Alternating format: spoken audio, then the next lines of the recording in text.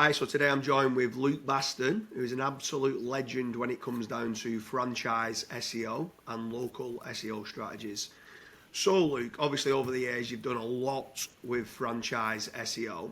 Let's jump straight into it. And how can a multi-location business look to try and start scaling out rankings fast? Yeah, hi James, great, and thank you for having me on. So I think one of the key things about franchise SEO, if you compare it to something like, say, e-commerce or like B2B SaaS or many of the other types of SEO, SEO is often something that you layer on top of the business and their online operations.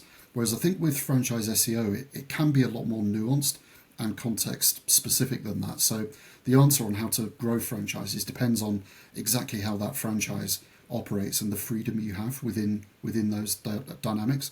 So on the one hand, I've had one franchise where they pretty much took their hands off and just said, look, tell us what we need to do and we'll do it.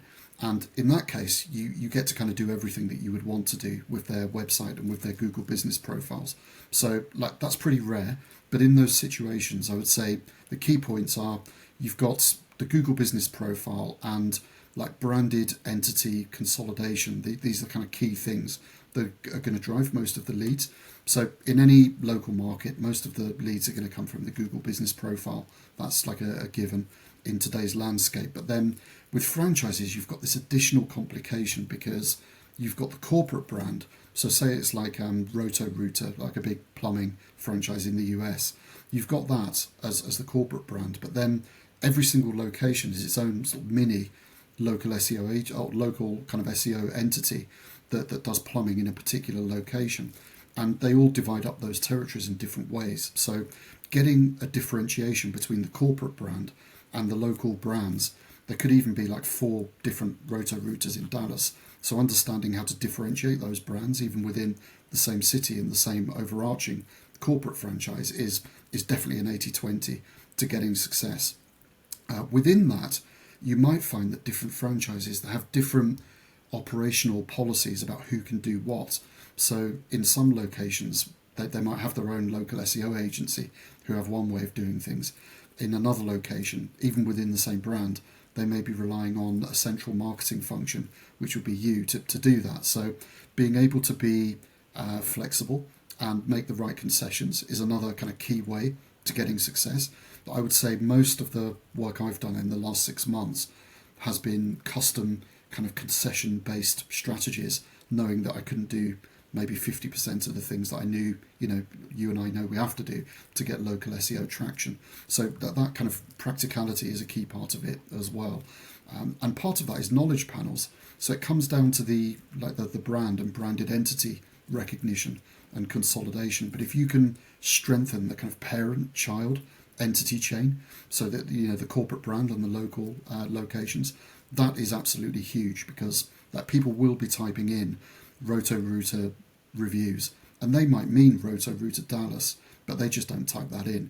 So you need to have the right query fan out. You need to have the right kind of entity chains to be able to pick up on the right results for the right queries. So that's increasingly really important as well. And then just otherwise technical SEO, territory mapping, understanding the different service area strategies and where you can set up new pages and maybe where you shouldn't. I would say those are the kind of the main points I use. So on there, with regards to the best franchise SEO strategies, would you recommend, if there is different SEOs dealing with different franchisees, would you recommend them franchises being on a subdomain or a subfolder? Or do you have any preference on that? It's a great question and it comes up all the time. And like my conclusion is you can make both work. It's not like one does work and one doesn't work, but it comes down to risk. It comes down to the commercial risk of the franchise. And it comes down to where the ultimate accountability and responsibility is going to lie for local SEO success. So like no matter which route you choose, at the national level, you can write national content.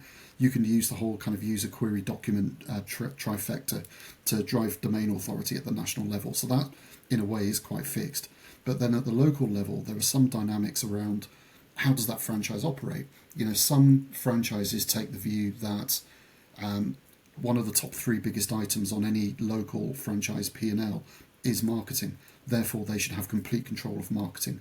In other words, you don't know who the local SEO agencies are. They might be doing it themselves. It could be a car crash. They could be brilliant. You just don't know. There's that black box element. So in that case, probably subdomains is a safer bet, because if one subdomain does get penalised, it's not a guarantee, but there's a degree of insurance that that wouldn't impact on the broader domain. The other aspect to that is, in those situations, it's often a good idea to kind of set up the domain on a www protocol rather than the root, for the same reasons. If there is some penalty, you might be able to preserve the domain on the root, whereas if you have an issue on the root, then it's difficult to revive that domain sometimes. So that's one dynamic. Another dynamic is just what the local SEO strategy is. If it's largely based on on-page factors, you might find that subfolders are a good way to go, because you can get the benefit of good SEO across the entire domain if you consolidate everything on the same domain. Like in practice, some franchisees just often don't employ a local SEO agency, even though they know they need to. They just have other stuff going on.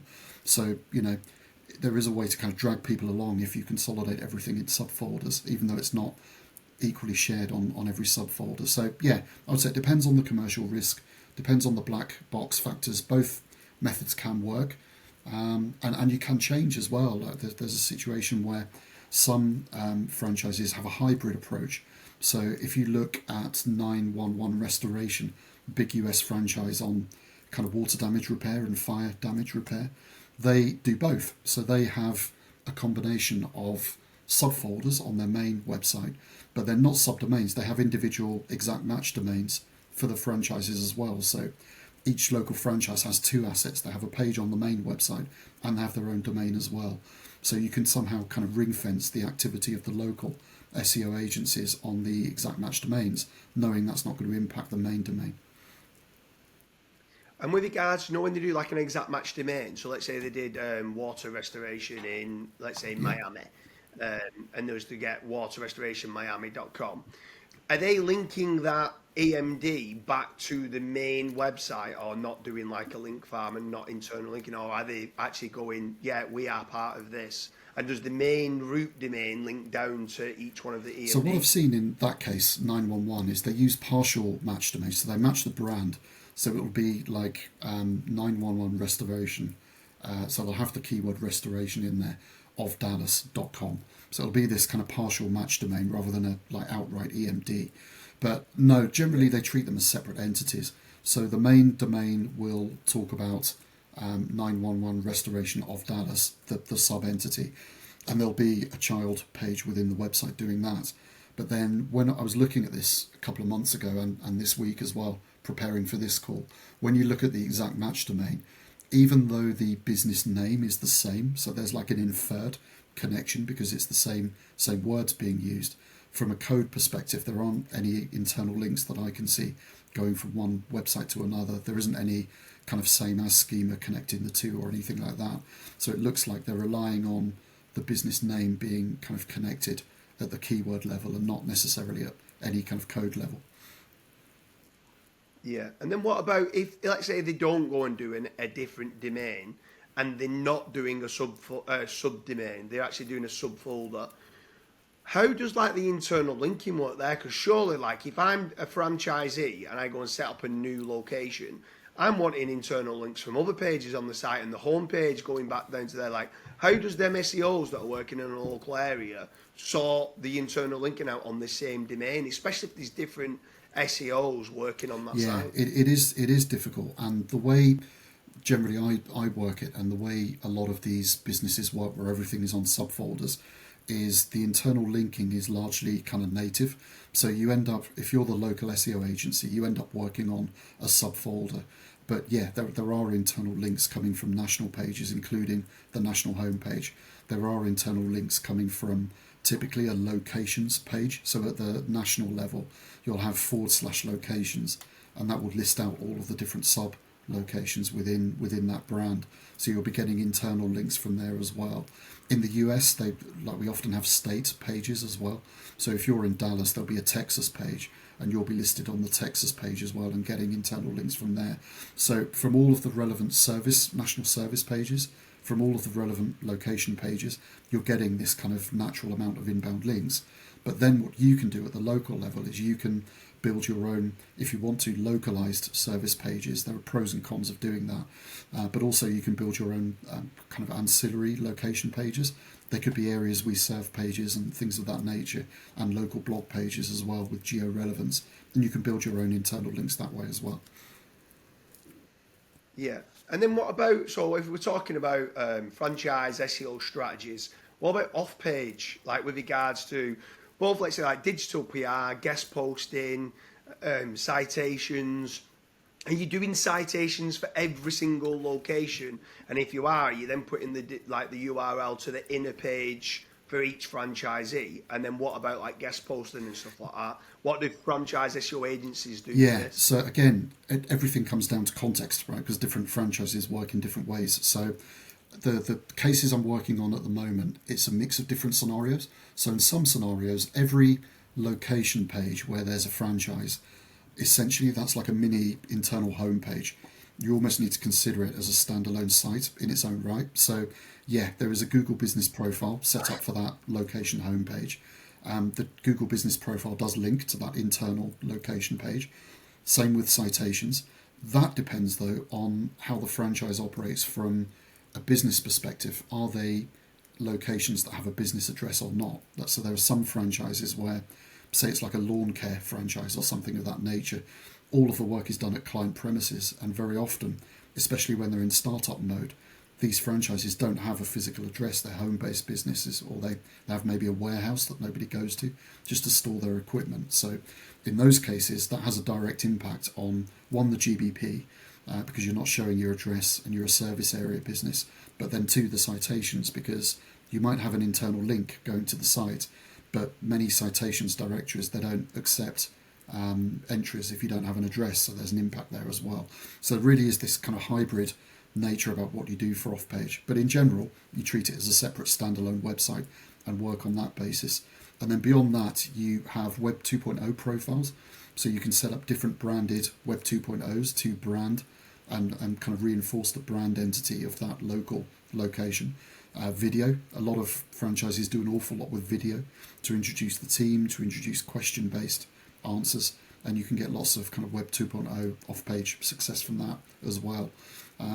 So it's just a range of different things depending on the business setup.